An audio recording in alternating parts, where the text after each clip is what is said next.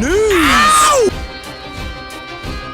Okay, we'll start with this. You may have heard a few days ago that it's official.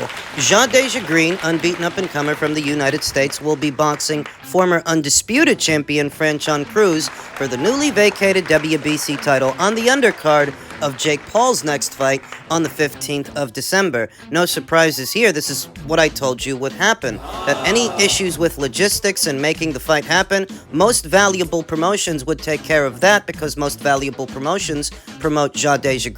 So they'll pay to make it happen. And when it comes to Franchon, the former champion, who to my knowledge is not with a major promotional outfit, this is her easiest route back to world titles. Back to a world title. There are not many alternatives for her in the super middleweight division. There are not that many big fights to go around. This is one of the few that could get her a decent purse, a decent payday. Franchon is 36, whereas Jadea is 2 years younger at 34. Jadea is unbeaten. Sporting a professional record of 13 wins with no losses, no draws, 11 knockouts. She actually has more professional bouts than Franchon Cruz, even if in many ways she's less experienced than Franchon Cruz. Franchon sports a professional record of 8 wins with 2 losses, no draws. 2 knockouts. Franchon is a mid-range to inside pressure fighter, volume puncher, whereas Jadea, she's a boxer puncher, a counter puncher, and an economic one. She doesn't throw anywhere near as many punches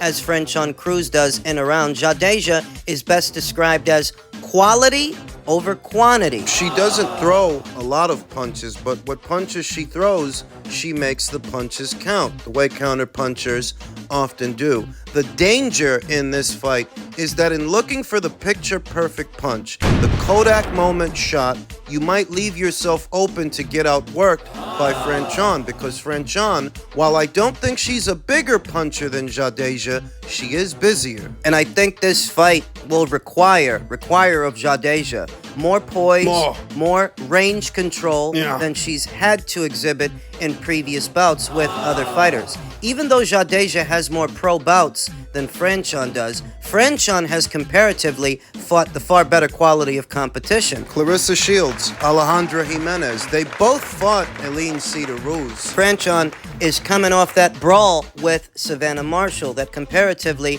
Franchon doesn't have as many fights as Jadea, but she has fought better fighters than Jadea has fought. That makes her more seasoned, more experienced in high-level situations. We saw in Jadea last fight with Olivia Curry, who was more durable than expected. There were moments in the fight where Olivia Curry is coming forward, barreling forward, throwing punches in bunches, and flustering Jadea.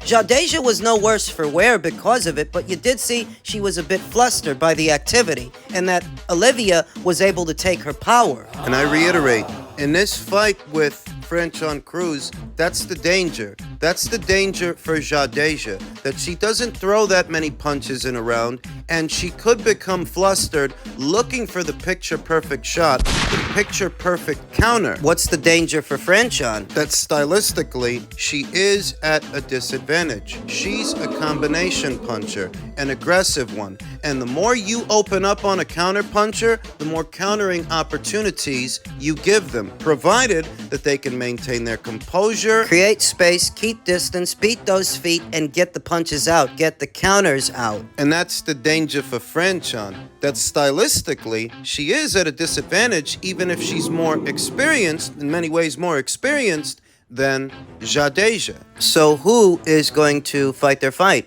That's the question. Opposing styles. Jadea is a fighter that likes to take her time more, set up her punches, whereas Franchon, she's a battering ram, a bulldozer. She's trying to run you over. Jadea's got the right base style for the job, and I think she has more single punching power in a single punch than Franchon does, but there is room for her to become flustered if she can't keep distance. Franchon is going to try to close distance, and smother. Thus, Jadea's got to beat those feet. She's got to move around. There are moments where she's going to have to engage Franchon, fight her off, while she's trying to create space to get off big punches.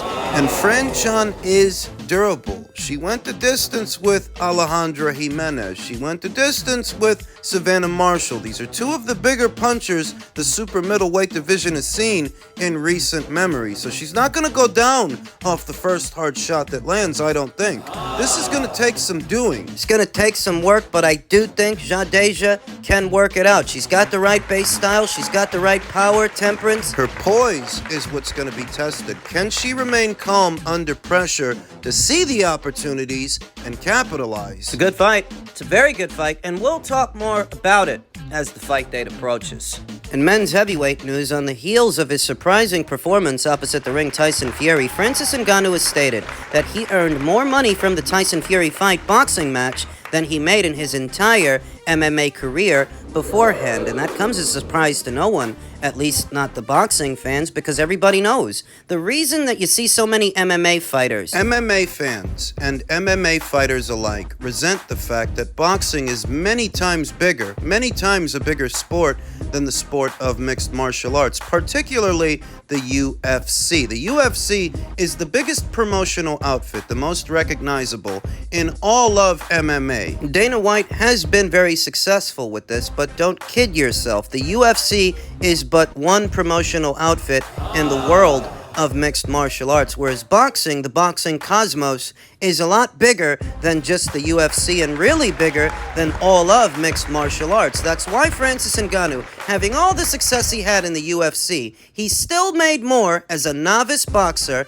than a championship level MMA fighter. It's the reality of things, whether the MMA fans or the MMA fighters like it or not. That's why you've seen guys like Tyrone Woodley and Ben Askren, Dylan Dennis, one of the biggest of the big names, and Conor McGregor, try their hand at boxing because they know, underneath it all, you'll make more money as a punching bag in the sport of boxing than you will as a top-level fighter in the sport of mixed martial arts. Francis Ngannou continued on Eddie Hearn's fresh approach for him to now fight Anthony Joshua. My team received a text from Eddie, and I think that's all. I met Eddie when I just separated with the UFC, and I think it wasn't interesting for them because I never heard back until the other day, until somebody else stepped in and took all the risks, and now he's around. And if Anthony Joshua at that time would have decided to box Francis Ngannou, he would have been lambasted for it. He would have been criticized. He would have been criticized more than Tyson Fury was criticized, and Tyson was. The media likes to pull punches whenever Tyson Fury is involved, but even Tyson Fury faced a lot of criticism for boxing a novice boxer, an MMA fighter, crossing over into boxing when there are so many contenders he could have chosen from. He got criticized for it, and if it would have been Anthony in place of Tyson, he would have got even more criticism because there's a very obvious double standard whenever Anthony Joshua is involved. Even though Tyson Fury is supposed to be head and shoulders the better fighter, it seems like they expect more from AJ than they do from Tyson, that they hold AJ to a higher standard. Tyson Fury is allowed to box virtual unknowns to points decisions, and he's regaled for his boxing acumen, even when he doesn't knock the guy out, and he's expected to. Whereas Anthony, if Anthony wins a comprehensive decision, all they do is criticize him and call him gun-shy. Tyson Fury boxed a virtual unknown in Otto Wallin to a labored points decision. Got his face all sliced up in the process. He fought that guy to a decision. More recently, he fought a novice boxer who had never boxed before, an MMA fighter to a points decision, and he couldn't score a knockdown, let alone a knockout. To another points decision, and yet there are still some who hold to this idea that he's this era's best heavyweight and the greatest heavyweight of all times, romanticizing the idea of what they'd like Tyson Fury to be instead of what he is. Francis Ngannou wants a rematch with him. Francis Ngannou, who is set to receive a rank by way of the World Boxing Council this week at their convention. Francis Ngannou, who has declared that he believes he has around 8 fights left before he retires. He said he would prefer to fight the best in boxing rather than Derek Chisora, and sees a fight with Deontay Wilder as being a bigger fight than Anthony Joshua. What seemed like a very strange thing to say to me, because Deontay Wilder's last box office fight it bombed. It bombed at the box office. Virtually no one bought it. I don't know if Francis Ngannou is aware of that. I don't know if Francis Ngannou is aware of who the actual top earners in the sport are. That Anthony's one of only 2 boxers, only 2, on the Forbes list, whereas Wilder's not there. So where do you get that a fight with Wilder would be bigger than a fight with Anthony Joshua? Anthony's got the corporate sponsorships and the big endorsements. And if nothing else, the December 23rd show that Anthony is headlining, Wilder is on the undercard. He is the co-main event, rumored to be the co-main event to the main event. Anthony's fight is the main event. So where does he get that a fight with Deontay Wilder would be bigger? I think that a fight with Wilder would be a comparatively more winnable fight than a fight with Anthony. Yes, more winnable because Deontay Wilder is older than Anthony, more war-torn, several surgeries to the same arm, not that active in the last 2 years. And not that skilled either, in tandem with the discrepancy in weight between Deontay Wilder and Francis Ngannou. Francis might walk in there anywhere in between 275 and 277, whereas Wilder, what's he gonna weigh, 212, 221? What I think is actually motivating Francis Ngannou's comments about a Wilder fight being bigger than a Joshua fight, no, it's not marquee value, it's not finance. I think it's a bit of rancor that he feels like they brushed him off, overlooked him. He's insulted. He has a bone to pick with them, though ultimately it's his loss because the Anthony Joshua fight would be bigger commercially than the Tyson Fury fight was, or than the Wilder fight would be. Wilder was just on pay-per-view in America, and he didn't sell anything. And the card that he's about to fight on now, Anthony's headlining it. Don't you think if Wilder were the bigger name, he would be the one headlining the show? We'll see what he decides to do, though commercially, the bigger fight really is the AJ fight, but now he doesn't want it. Now, he's not interested. He'd rather box Fury again or Deontay Wilder. Now, as it pertains to Deontay Wilder, who we just mentioned and is rumored to be boxing on that December 23rd show everybody's talking about, he's said to have officially arrived in London for tomorrow's official kickoff press conference to announce that show, that big heavyweight card in Saudi. And I wondered if Deontay Wilder would go through with it, because Deontay Wilder, in his own words, said that he would be coming back in January, mid-January, and it just so happens that TGB, which is just another way of saying PBC, they had a fight date set aside in January for a pay-per-view. When you consider that the money you get from Saudi is guaranteed, it's a different deal structure than relying on a pay-per-view to get you your dough. He finally made the right decision. He finally made the right choice, the wise choice. Why worry about pay-per-views and the upside of a pay-per-view to get you your dough when you can get the money up front in Saudi? The feeling was that if Wilder's going to box in January, it's likely going to be against former unified champion Andy Ruiz, who just so happens to be his PBC stablemate. But what was that going to bring in at the box office? What was that really going to do?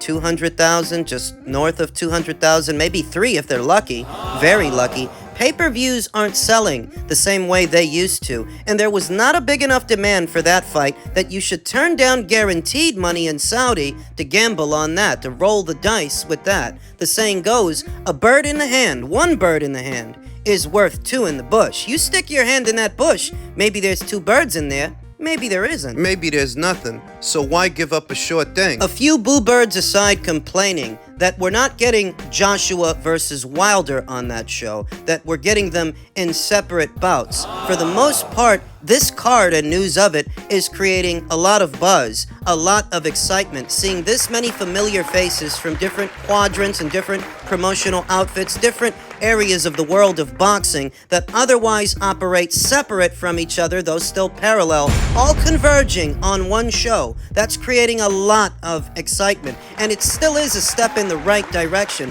a step in the direction of Joshua versus Wilder, because if you can get both boys to box on the same show, then you can get them to box each other. Remember that initially it was the Saudis that were supposed to pay for it, but then it was the Saudis that pulled the funding. Maybe they saw how big a bomb Fury versus Ngannou was, how much that fight flopped, and decided they should revisit this thing. This is something that they've had in their back pocket. And while it may have been Frank Warren who initially hinted at a very big show set to go down in Saudi on the 23rd, what you will notice is none of his fighters are really the main attraction, what everybody will be paying to see. I mean, you're talking about Wilder versus Parker as the co-main event and Anthony Joshua versus Otto Wallin in the main event. These are not his fighters. Widespread speculation as to who will distribute this event, presumably a pay-per-view. Who's going to air it in the UK? Who's going to air it in the US? And it's hard to imagine that you could have this many matchroom fighters fighting on this same card, but Frank's the one promoting the show. He's the one in control. You're talking about WBA light heavyweight champion Dmitry Bivol, Ring Magazine IBF Cruiserweight champion Jai Opataya, IBF interim champion Filip Hrgovic is rumored to be participating as well, and Anthony Joshua is headlining. It would seem a strange turn of events that you would have that many matchroom fighters boxing on the same show, but the show would be distributed by TNT in the UK and ESPN in the US? What about DAZN? Few fighters aside, this is looking more and more like a matchroom show. Fighters that you would normally see on the DAZN platform. I do get the sense that DAZN will be the distributor. I think it's safe to say that there's little to no involvement from Al Heyman and his PBC. They don't even have a broadcast partner right now. They couldn't broadcast this thing if they wanted to. So Deontay Wilder is in London for tomorrow's big kickoff press conference. Anthony Joshua, Eddie Hearn,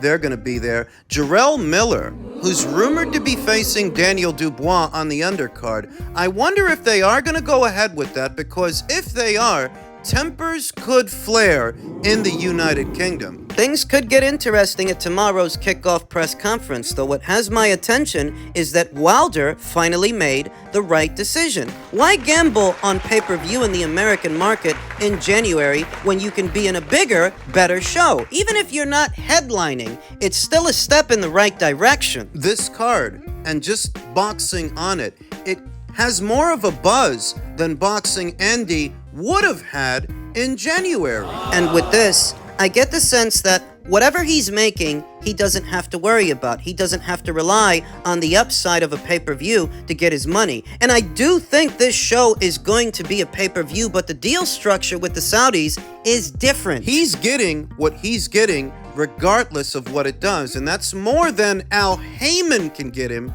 at this time.